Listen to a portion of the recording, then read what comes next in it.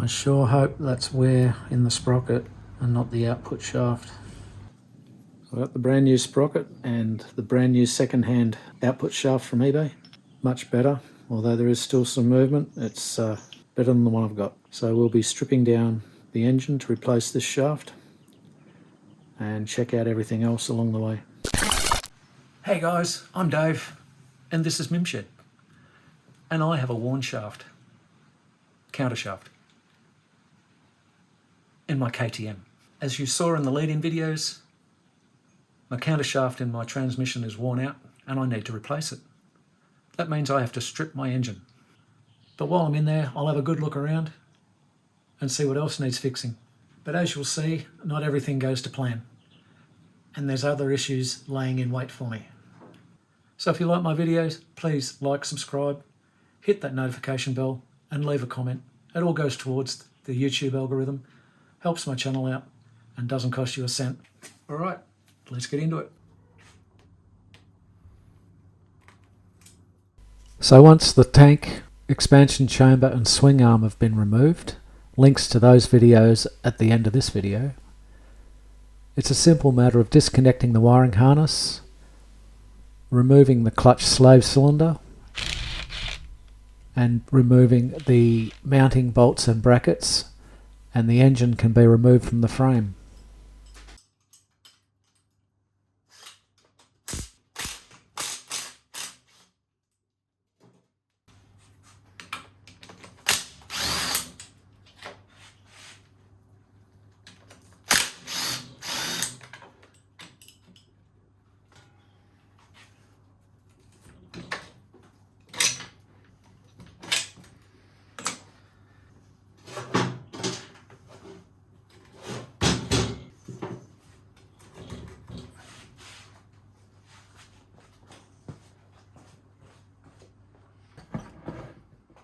I'm using this engine frame that I made to support the engine while I strip it down. I didn't design this frame, I copied it from someone else. But it does make life easier when you're wanting to strip down an engine.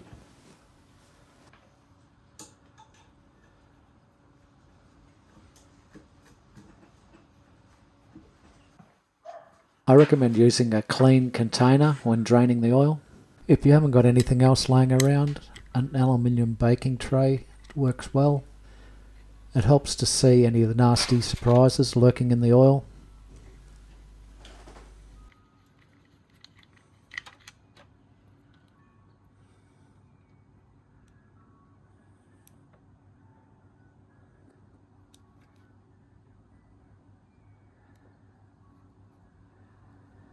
A few metal shavings on there, that's a bit concerning.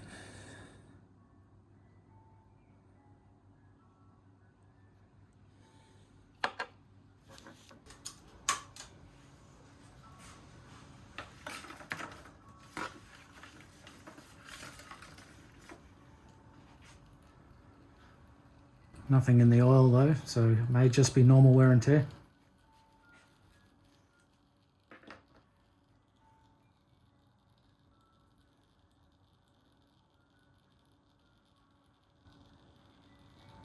There are some chunks there though.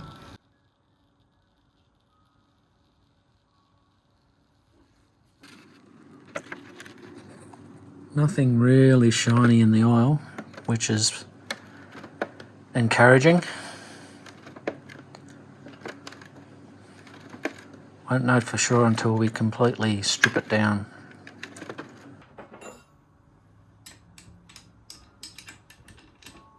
Remove the kickstarter by undoing the 20mm M8 bolt and sliding the kickstarter from the splined shaft.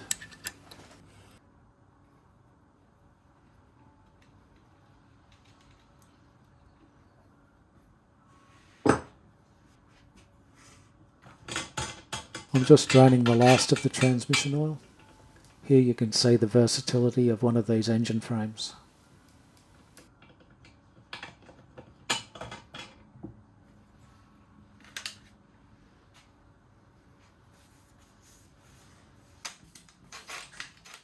It's not a requirement to remove the outer clutch cover or the water pump cover, but I have a new gasket kit and I would like to renew the gaskets and it makes for easier cleaning of the parts.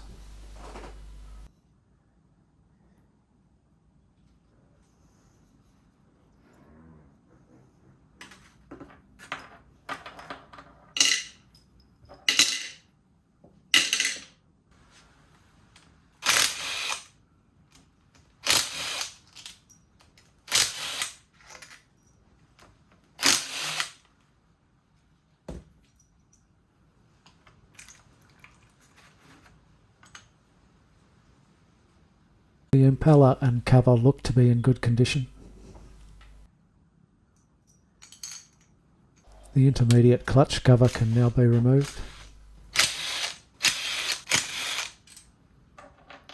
Behind this cover there is a power valve connecting rod, which must be removed by disconnecting a spring clip.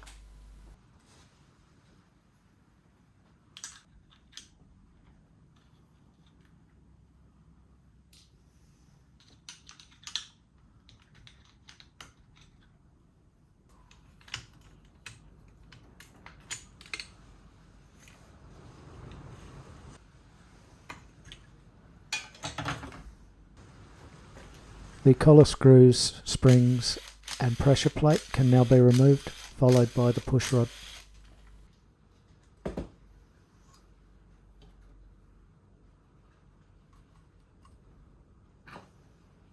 The first sign of real wear in this engine is in the clutch pack fingers.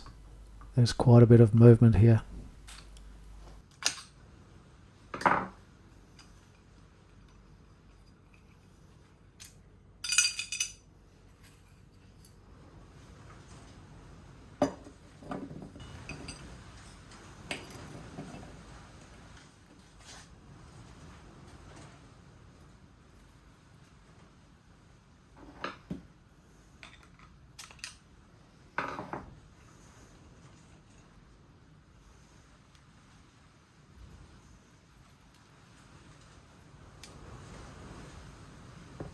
If you haven't got yourself a pair of these clamping pliers, I highly recommend you get yourself a pair.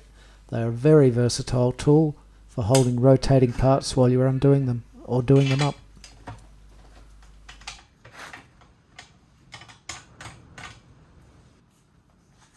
There's a locking tab washer securing the hub nut.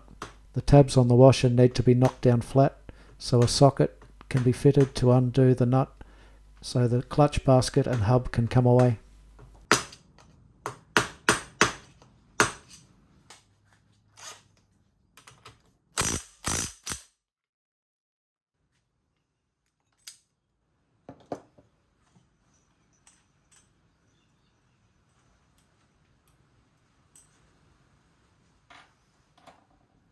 Inner and outer clutch hub will now slide off the spline of the main shaft.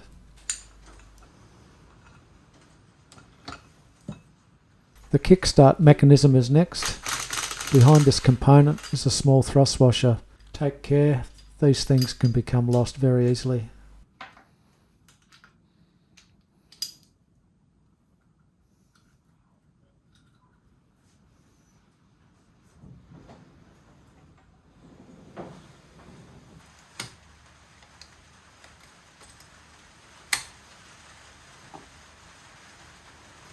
This crankshaft nut is left-hand thread or reverse thread.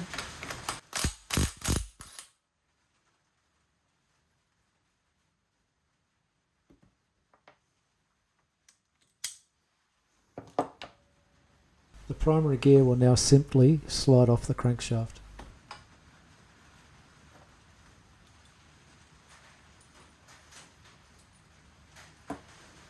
The kickstart intermediate gear is held on with a circlip. These circlips can fly off when removing them and become lost. Ask me how I know.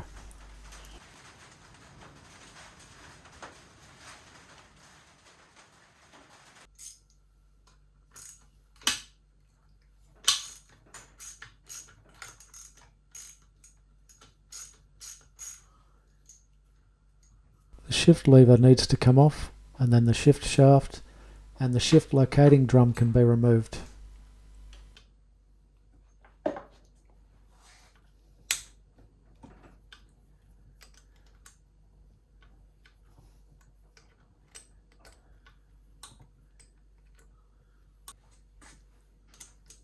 not forgetting the shift drum locating lever.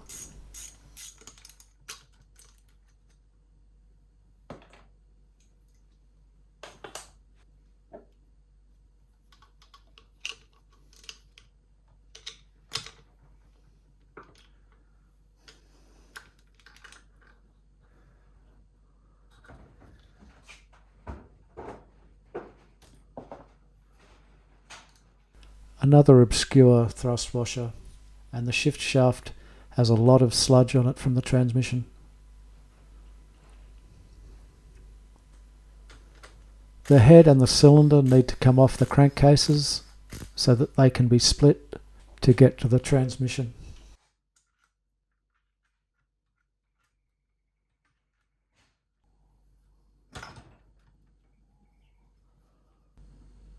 No horrible impact damage to the head.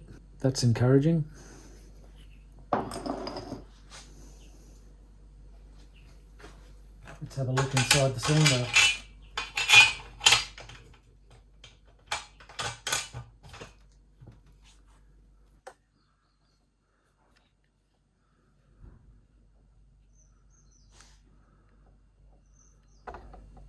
The cylinder looks remarkably in good condition also. Although the top of the piston has a rather unusual combustion pattern on it.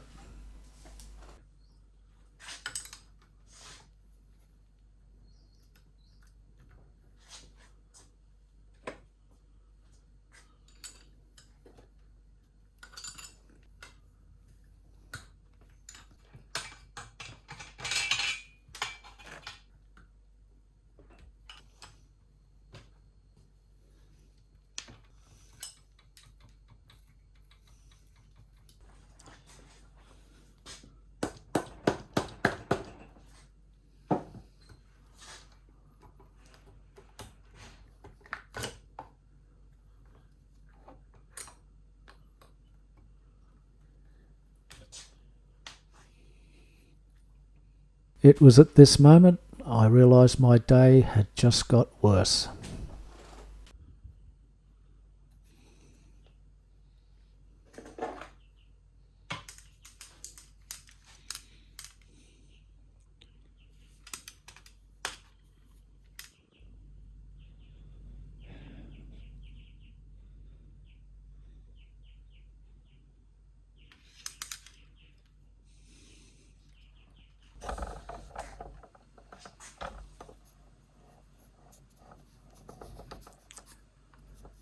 So the piston picked up in the cylinder.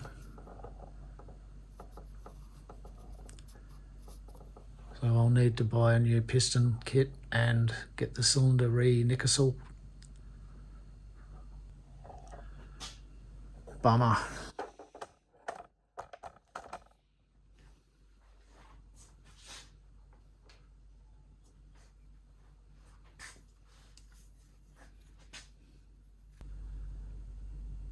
I don't know if you can see it in there where it's picked up on the cylinder. They're not deep gouges, but the nickersal coating has been damaged, rendering this cylinder useless. Looks like we've got a crack there as well. Oh, happy days. Okay guys, well at this point, with the damage here, the bike is basically not worth fixing. The piston and cylinder bore are no good, as well as the clutch. There's a lot of wear in the clutch plates on the fingers. I think my best option here is to part it out and try and recoup some of my money. I'll have a look online and see what's out there, but at this point I think parting it out is my best option. I've just done a search on eBay. There's a complete engine there. The seller wants $1,000. I've made him an offer. We'll see what he comes back with, but as for this engine, I'll keep tearing it down, so for your guys' entertainment, and we'll see what develops.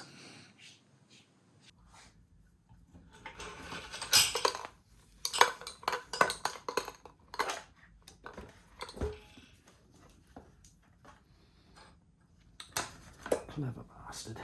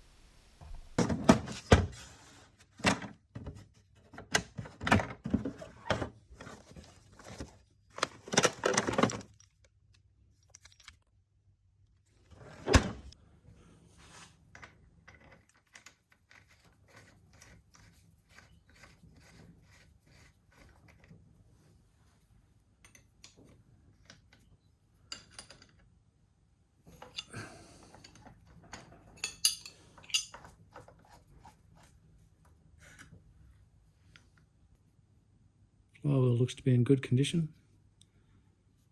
Odd looking dent there.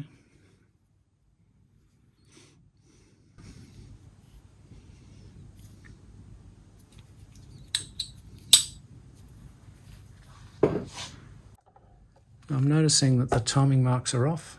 Right at the top there's 2 marks. They should be aligned, but the mark on the stator plate is to the right a little, which I'm pretty sure is advanced. So at some point they've tried to improve performance by advancing the timing. Could account for our issues. May have been running a little bit hot or pre-igniting. Anyway, moving on.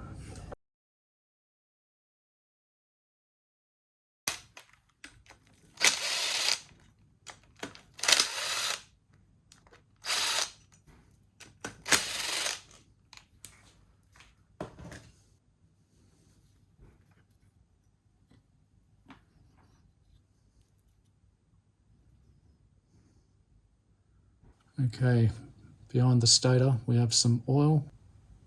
Indicates to me that the crankshaft seal has failed. Now, failed crankshaft seals can cause all sorts of issues, from hard starting to rough idling to leaning down the air-fuel mixture ratio and causing engine damage, all of which I am witnessing with this engine.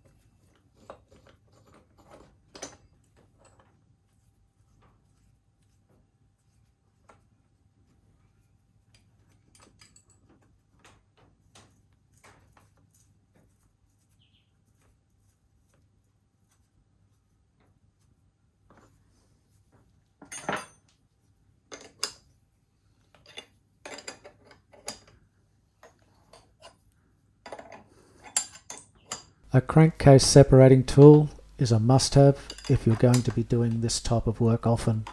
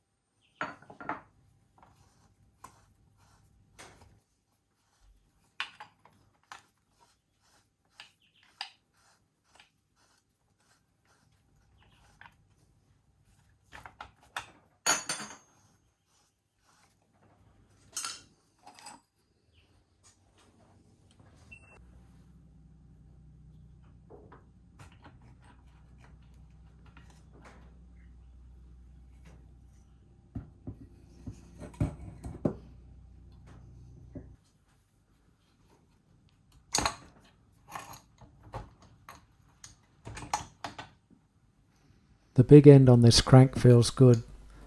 No up and down movement and a slight bit of sideways movement. There's a slight bit of bluing to the web, but I think that may have been from a previous repair, as there's no bluing to the pin or the bearing. The shift rails pull out, which allow the selector forks to be removed along with the shift roller.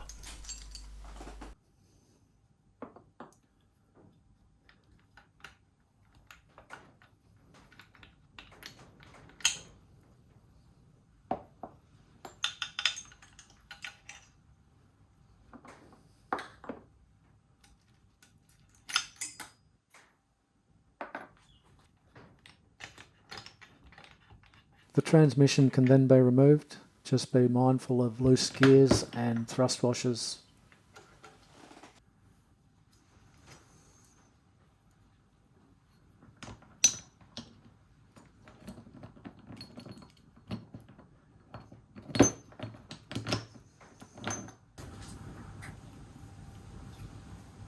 Bearings don't feel too bad, but that one's quite grindy. I might have to look at replacing that one.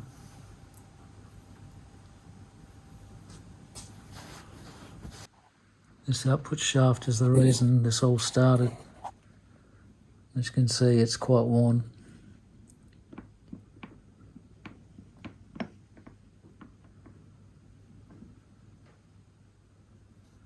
I notice we're missing a spring on the other end of this selector shaft. I'll have to check the drawing to see if there is actually one supposed to be there, but I think there is.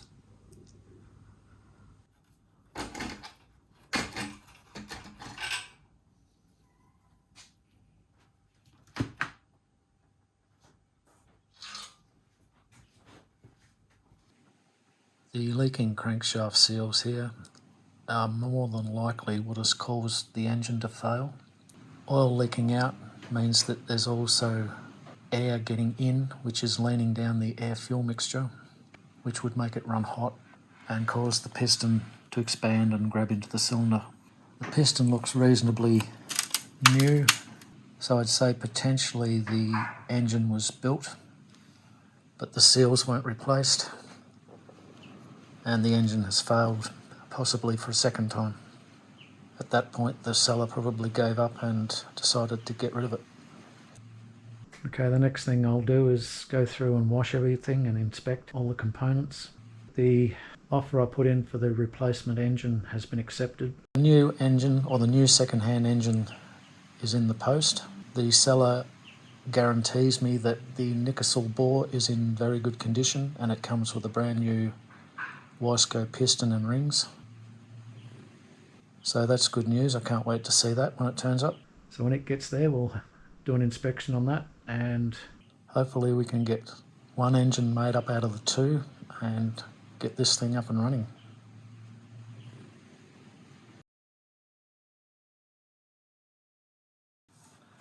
Well, that didn't go to plan, did it?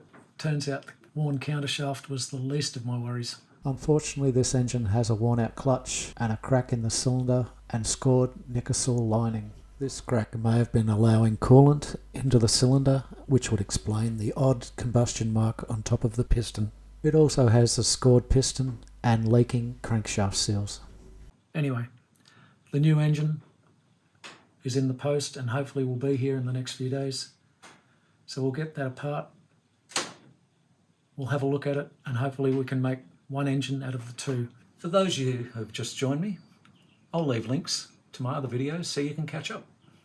If you like my videos, please like, subscribe, hit that notification bell, and please leave a comment. I'd love to hear from you. And it all goes towards that crazy YouTube algorithm and really helps my channel out and doesn't cost you a cent. Until next time, guys, thanks for joining me on my ride, and I hope to see you out there. You know, I have asked myself, as I'm sure many of you are asking. Okay, so the first of our packages has arrived. Let's open it up and have a look. Why didn't I go through and check the condition of the motor first? Well, that's because I'm a dummy. You see, when I opened up the engine, I didn't expect to find what I did. A magneto cover. But in my defence, before we brought it home, my son took it for a ride. And it started and ran first kick and rode without an issue. Flywheel? Although it did blow a little smoke, which I contributed to failed crankshaft seals, which is common with these bikes, particularly two-strokes. What looks to be a crankshaft. Other than that, there were no knocks or noises in the engine to indicate the amount of damage that I've found. First thing I noticed is quite a bit of rust. I must remind myself that this is a 22-year-old motorcycle. and the engine is going to be worn.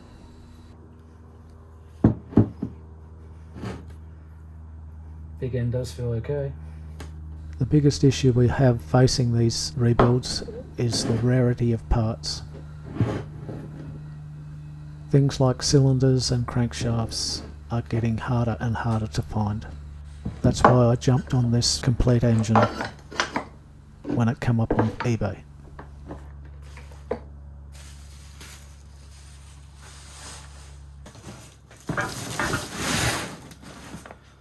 Box number 2.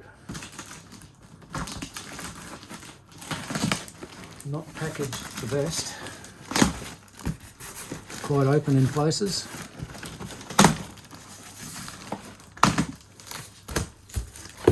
And no, I didn't get it from Kmart.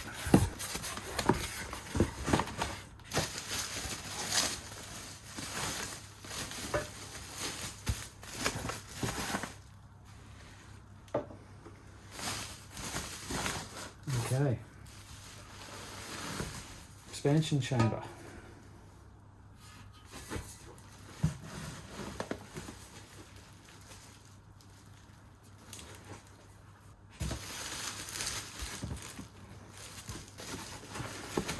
The engine.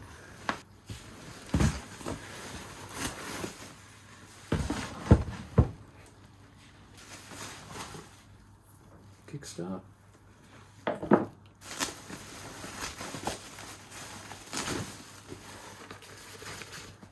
New piston.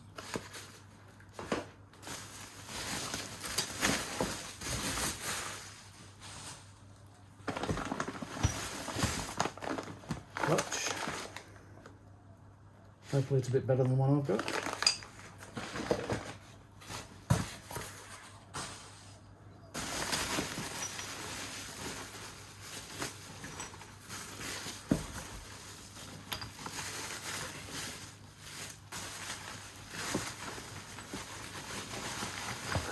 Right, we've got the transmission, kickstart shaft, gudgeon or wrist pin, drawbell covers,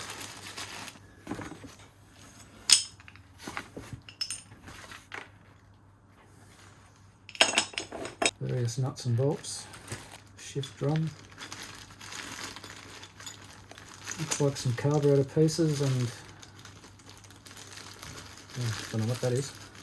Part of the kickstart mechanism. Some bolts, engine cover bolts, shift lever and selector forks.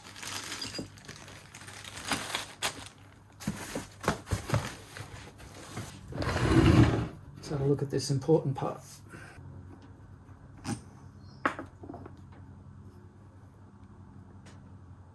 Head looks okay.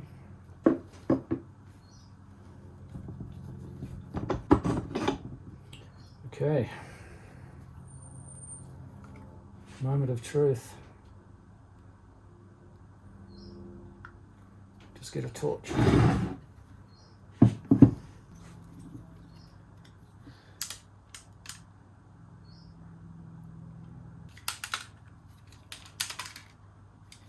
And to my disappointment, there's a crack. And the Nickel plating is lifting in a couple of spots there and some small scoring. I've been back in touch with the seller of this engine who guaranteed that this cylinder was in perfect condition, and he's very apologetic. It just so happens he has another cylinder there which he will ship out to me as soon as humanly possible. So we'll have to wait till that arrives in the next few days. But unfortunately there's no guarantees with that either. We'll just have to wait and see. I'm just double checking it with the edge of a screwdriver to confirm it is a crack, and it is.